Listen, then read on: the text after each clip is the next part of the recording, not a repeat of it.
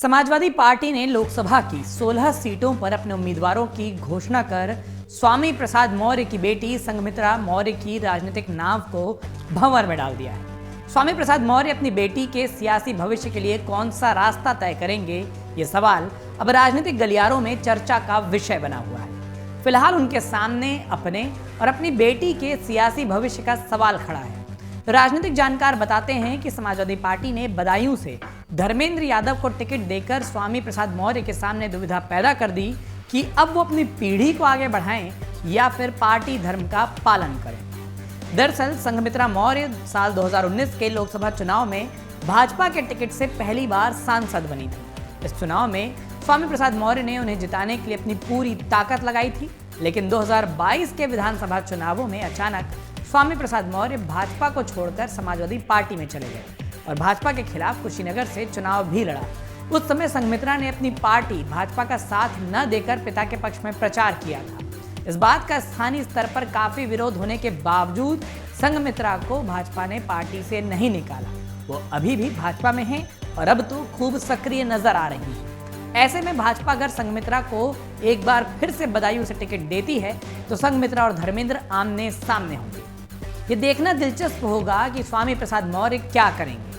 वो बेटी का साथ देंगे या पार्टी के प्रति अपनी निष्ठा साबित करते हुए धर्मेंद्र यादव के पक्ष में प्रचार करेंगे। दरअसल स्वामी प्रसाद मौर्य की एक के बाद एक सनातन धर्म पर टिप्पणियों से धार्मिक लोगों में खासी नाराजगी है।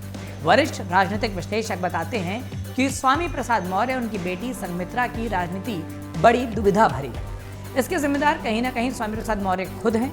अच्छा खासा वो भाजपा में कैबिनेट मंत्री थे, लेकिन 2022 में उन्होंने भाजपा को छोड़कर अपनी पार्टी के सामने काफी बड़ा संकट खड़ा कर दिया था। उनकी बेटी ने भी उनका साथ दिया था।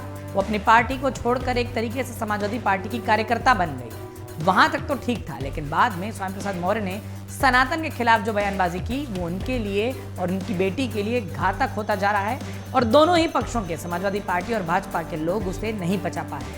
फिलहाल स्वामी प्रसाद मौर्य की बेटी भाजपा में है, वो टिकट की दावेदार भी हैं।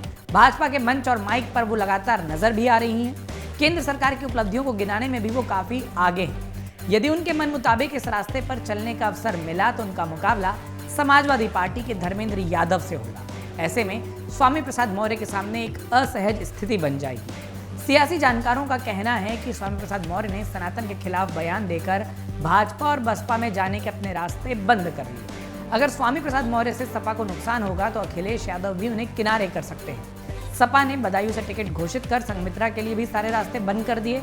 उधर स्वामी प्रसाद मौर्य भी एकला चलो की राह पर चल रहे हैं और इसी कारण से अब उनकी बेटी की राजनीति भंवर में फंसी नजर आ रही है। समाजवादी पार्टी के प्रवक्ता सुनील साजन का कहना है कि स्वामी प्रसाद समाजवादी पार्टी के वरिष्ठ नेता हैं, वो अपनी ही पार्टी के उम्मीदवार का प्रचार करेंगे।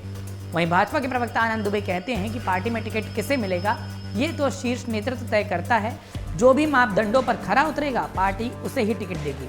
जिले में लोकसभा चुनाव की तैयारी चल रही है। पार्टी जिसे भी टिकट दे देगी वो मजबूती से चुनाव लड़ेगा और उसे जिताया जाएगा। आपको ये भी बता दें कि 2019 में भाजपा की संघमित्रा मौर्य ने अखिलेश के भाई और समाजवादी पार्टी के उम्मीदवार धर्मेंद्र यादव को 30,000 वोटों से हराया था। भाजपा को जहां 5 लाख से ज्यादा वोट मिले, वहीं सपा को 4,91,000 वोट हासिल हुए थे। एक बार फिर अगर ऐसा ही मुकाबला बनता है तो दुविधा तो स्वामी प्रसाद मौर्य के लिए ही होगी।